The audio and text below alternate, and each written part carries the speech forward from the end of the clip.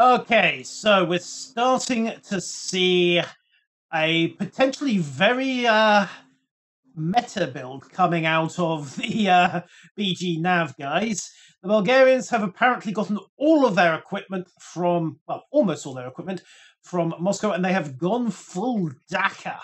I'm not joking. By the way, we have got 3 Smolensks, a Stalingrad, and a Minotaur, backed up by 2 Kremlins. That's going to be interesting, to say the least.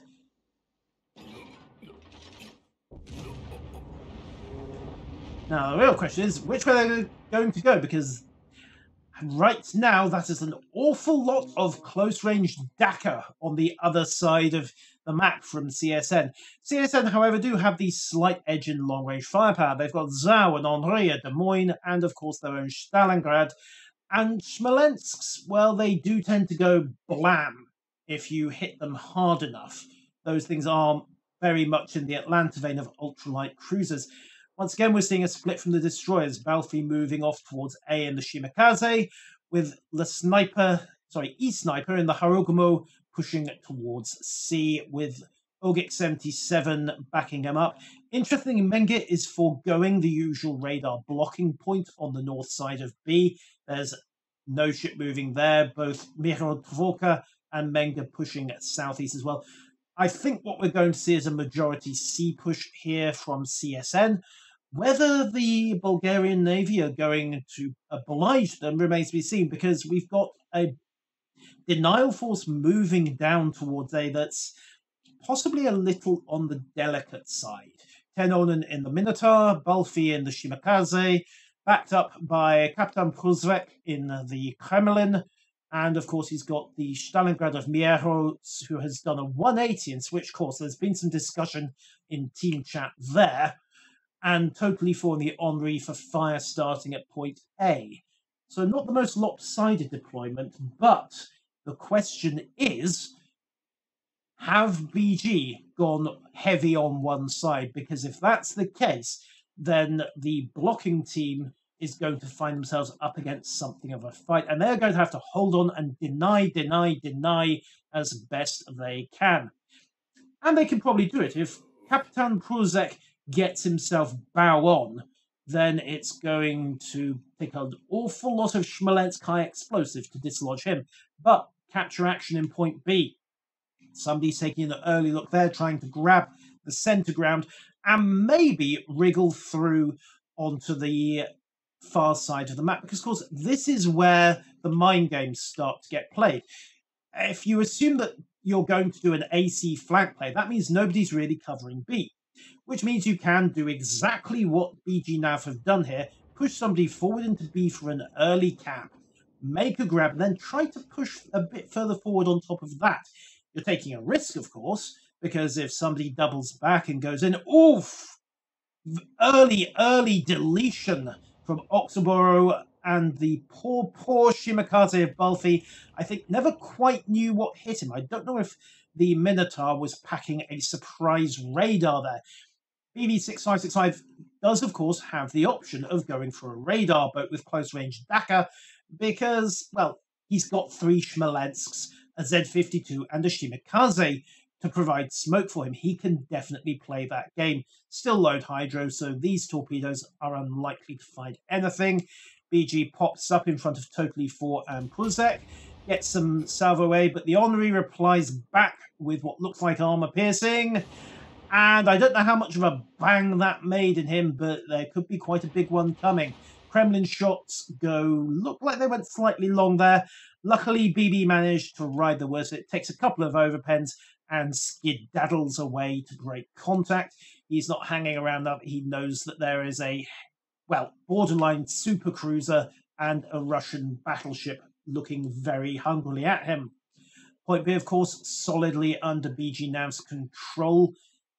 CSN have not managed to get somebody around there to cover it. They're trying to cap point C, and it's working at the moment, but E-Sniper took some hits getting in, and he does not at the moment have a great bolt hole dug to get back out.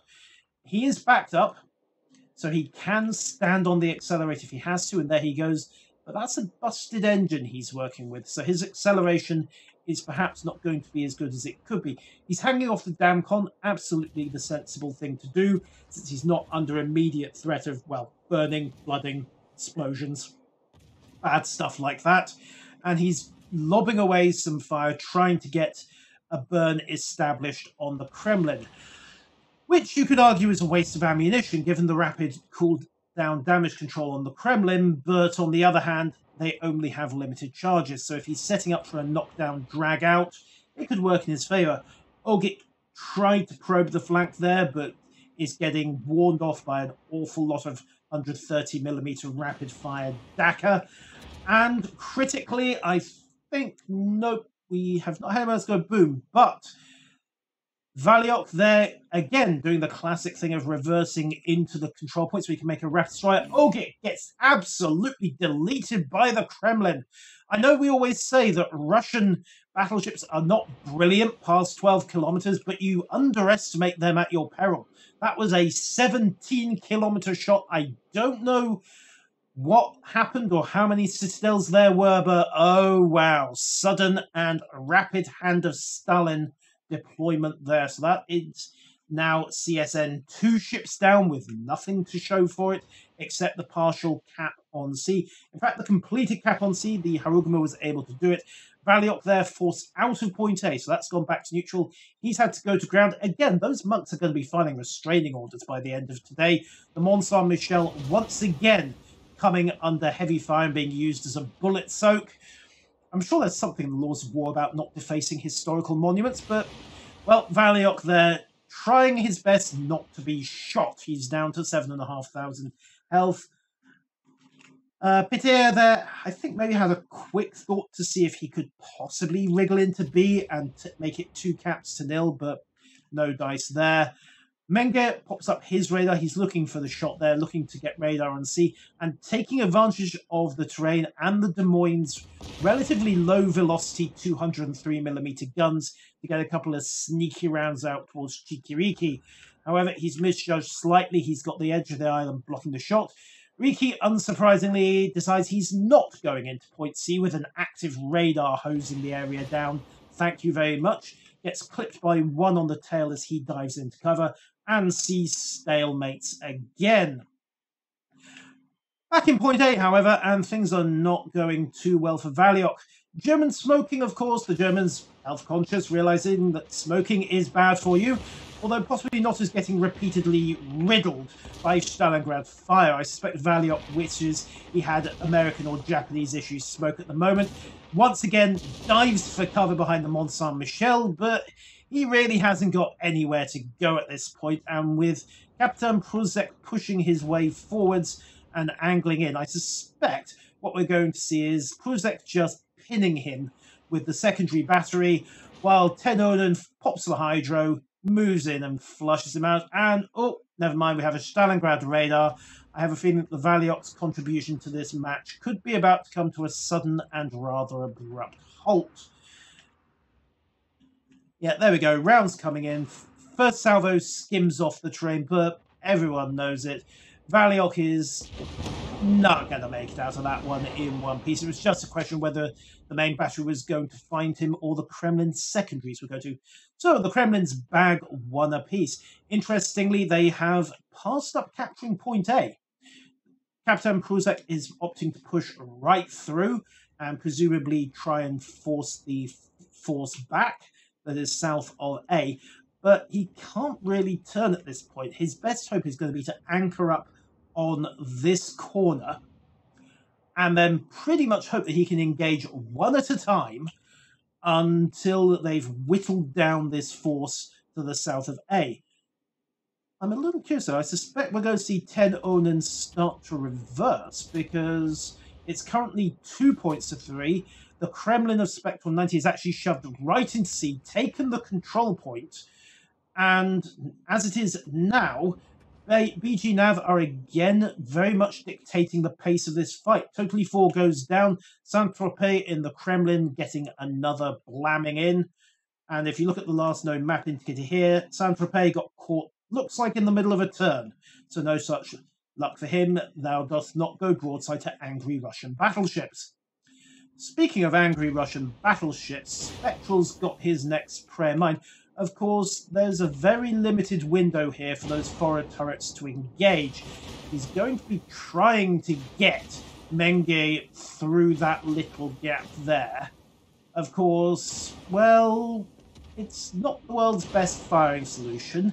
Menge is angled, so a significant amount could bounce off, but there's the salvo if he looks for it. Round skim through, and most of that, I think, actually deflected on the belt. But Spectral has taken a lot of punishment pushing up to that flank, and he's got no real backup. There's nobody in a position to stick with him to anchor his flank and switch over, taking the control points. He goes, we're seeing a lot of focused fire onto Menges. Spectral basically roughhouses him straight out of cover. And, that could be, yeah, that was straight through the bow and into the Citadel. Spectral is going to be looking for a secondary kill there and gets, well, he doesn't get secondaries, but he does get the fire. And critically, that lets BGNAV break contact until somebody can come around this corner and re-engage. That somebody is Peter 11, who's managed to grab point B. Credit to him, but now, well, we're going to have a match of the Leviathans here, and Spectral gets a solid hit, but he's taking fire from both sides. Remember, of course, the Harugumo of the Sniper has got a solid hit as well, and with IFHE and 10 centimeters, he can just abuse the superstructure of the Kremlin, whittle him down. The repair party is going, but Spectral, I think, has got to know that this is very much a death ride for his boat now. He's going to be looking to do as much damage to Peter as he can. Slightly surprised that Peter is not angling bow in and accepting that he's going to have to trade. It's a question of whether or not Spectral can get his rear guns round or his forward turret reloaded before the inevitable. 3,000 health. Where's that last salvo? He just needs one at this range. 900, 300, rounds out, and he got it away just in time. Peter, I think, got a little bit greedy there, was trying to keep his stern guns on for the quick kill, and paid for it with his boat. Salutations, comrades, salutations. That was an epic face smack and death ride there from the Kremlin of Saint-Tropez, and it has pretty much shattered the right flank. All that CSN have there now is their Harugumo, and, well, there's a Smolensk and a Shimakaze chasing it, so that's going to get ugly. Point B has just fallen to BGNAV, and they are pretty much emphatically in control of this game. Tenonen's pretty much the only intact ship left. There's what's left of his Sniper as well, but, well, that's a Minotaur, and he's got a Minotaur and a Smolensk chasing him. He can angle against the Minotaur, of course, and deflect the worst of the AP, but that shuts almost all of his own forward batteries down, cuts his firepower 60%, and the Smolensk just does not care. That rapid fire 130mm gun absolutely hammering poor Tenonen's superstructure to pieces. He's got fires burning, he'll have AA guns and torpedo launchers dismounted and disabled. He's probably having turrets knocked out as well. And at this point, without even a smoke launcher for cover, all he can really do is try to salvage some pride by knocking down Chikiriki, who at this point is, well, probably thinking he's gotten a little too bold, but 6-inch AP, he can bow onto it and try to angle. Doesn't matter though, Tenonen goes down and BGNAV take an emphatic win.